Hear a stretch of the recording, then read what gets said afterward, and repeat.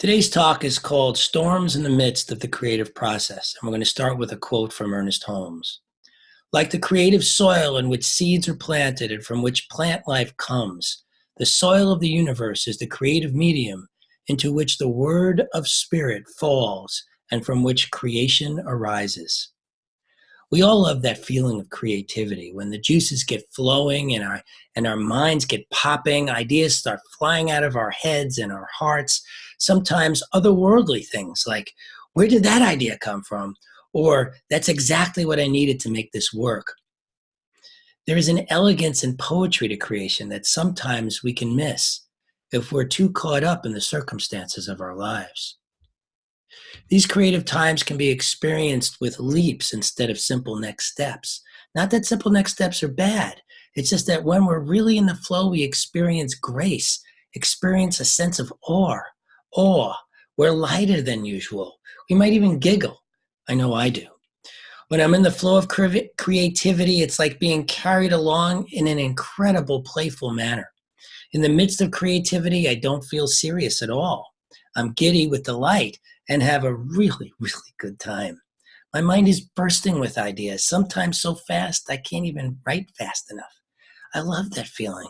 I love that experience, and when I'm not there in that flow, life feels duller. The color's not so bright. I'm sort of plodding along. So is that bad? Those plodding along times when life doesn't seem so bright and light? No. There's a natural ebb and flow to life we need to understand so that we can work with it instead of fight against it. There's an ebb and flow to grace. These are tides, seasons, and weather reports going on within us all the time. And because these tides, seasons, ebbs and flows, as well as quick shifts in our emotional weather report are going on within us, we experience the mirror of these same things in our daily outward experience. A friend of mine recently told me about an earthquake that happened in his life. His business partner decided to go in a different direction at a critical time in his business. My friend's first reaction was to ask himself, why did he create this? Did he fall out of sync with the grace of his life for something like this to happen? He didn't fall out of grace with his life. Earthquakes are a natural occurrence of nature. They are part of the ebb and flow of life. We have yet to develop the technology to warn us when one is coming, but the important piece here is that earthquakes, volcanoes, typhoons, tornadoes, and hurricanes are natural occurrences and definitely a part of the creative flow of life. How do I know that? Because they exist, so they must be. So when you experience one of these internally or externally in your life, it doesn't mean you've done anything wrong, or that you've self-sabotaged or fallen from grace or any of those other crazy things we tell ourselves when life is not mirroring back to us what we dream of. No, it's in these times that we must remember most that life is always creative and working in our favor. If we experience an earthquake, it must be time to build again. If we find ourselves in a hurricane, it must be time to batten down the hatches and let wash away what doesn't serve us. Ernest Holmes tells us creation is eternally going on. Change is always taking place within that which is changeless. So if you are experiencing any discomfort, disquiet, turmoil, upset, or anything that feels like not what you want, the first thing to remember is that life is not against you, that whatever it is part of your creative process and leading you to the next great creation of your life. It must be, because life is constantly creating. So does that mean we are at the whim of these earthquakes, storms, volcanoes, and weather? No. In fact, they are incredible opportunities for us to be empowered and make incredible strides in our lives. In courses taught by an organization called Evolving Wisdom, they have a motto that says, and I paraphrase, break down before great breakthrough. Have you ever experienced the air after a volcano, earthquake, or storm? It's incredibly fresh and clean. The damage done is always rebuilt. Look at how many times San Francisco has been rebuilt, always bigger and stronger than the time before. That can be us too. These are phoenix rising from the ashes times. We get to see ourselves differently in a new light, in a new way, see our world in a new light, and create a new experience for ourselves. This is an amazing opportunity from the darkest of times, but whether we rise or not is completely in our hands. In the midst of this most amazing creative process, we have free will. And whether we realize it or not, we are constantly planting seeds in the great creative soil all the time. And every moment of every day, these seeds are bearing fruit and mirroring back to us what we have planted. Another friend of mine talked about for almost 2 years about wanting to redo his porch, but never got around to it.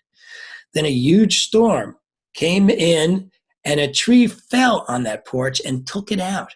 Miraculously, the tree did very little damage to the rest of the house. And my friend had the conscious awareness to see the opportunity he created. And we laughed together at the fascinating way he created what he wanted. Storms, earthquakes, and volcanoes are a natural occurrence of the creative process. This is really important to remember. Sometimes they are exactly what it takes to support us in creating what it is we want, we keep saying we want. So what about flow, grace, and ease? Dr. Ernest Holmes tells us too much cannot be said against the belief that willpower is creative. The will is directive, not creative. Will is the conscious directive power of the intellect, and as such has a very important place in the creative order, but in no case is it to be used as though it could force things to happen. Any idea of using the will to influence people is a mistake. If we agree that we can influence others by willpower, then we are also admitting that someone else with greater willpower can influence us. Moreover, this use of willpower contradicts the main foundation upon which all true mental science is built, that we use a creative power which does not need to be urged or forced into action. This is the biggest distinction between a by-me consciousness and an as-me consciousness. It may be true that when we first learn to use our creative power, we must use our will to remind ourselves to disregard negative thinking and begin knowing the truth of who we truly are. But ultimately, our goal is to rest in that place of knowing, using our creative power from a perspective of understanding that we and the one mind are one, and any form we wish to manifest comes into physical form simply because we know it to be so. So can there be grace and ease in the midst of a storm? Absolutely. Sailors know this. They know how to navigate a storm to keep their ship afloat. They know not to fight it, but to go with it. Sailors know how to use the wind blowing away from the shore to get into the shore. It's called tacking. They don't fight the wind by turning directly into it. They use the wind, even though it's blowing away from the direction they want to go, to move closer and closer to the shore. The willpower being used here is in the discipline to not fight the wind. It is in not trying to overpower our circumstances. That kind of power will wear us out. Working with your circumstances takes consciousness, but not physical prowess. Both use by me, but being one with everything that is in your life also has the as me piece to it. Can you feel the difference? It's truly palpable. Our energies, whether at the end of the day we are worn out or blissed out, depend on this difference. We're not talking about lying down and playing dead, essentially giving up. We're talking about a consciousness, creative surrender, where we see the prevailing winds as in our favor and work with them accordingly, even if it feels like a very inefficient use of our time, which is the biggest should, by the way, that gets in our way. Right? Isn't that true? When we think it should be easier or we should get done quicker, shoulds kill grace quicker than any other thought. So don't should on yourself. See the storm is in your favor because truly it is. It must be. It's in your experience, so it must be in your favor.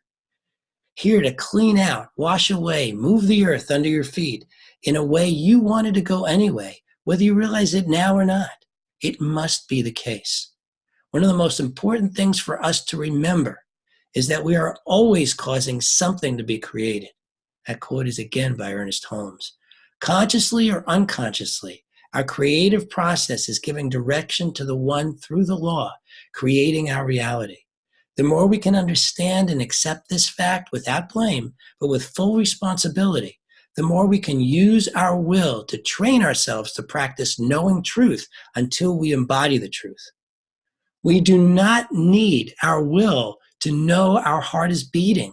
Once the truth is embodied, our will won't be needed to create. We will know that the form we visualize is already at hand, and it will, of course, be so. So the use of will is in the remembering the truth, that we are powerful, creative, spiritual beings, and our lives work magnificently. Besides that, get your will out of the way. Let the earthquake, volcano, or storm do its work, knowing whatever it's doing is in your behalf and on your behalf. And instead of seeing the prevailing winds as against you, know every wind is guiding you towards a greater good, a higher level of navigation, where grace and ease prevail, and life is magnificent. Thank you.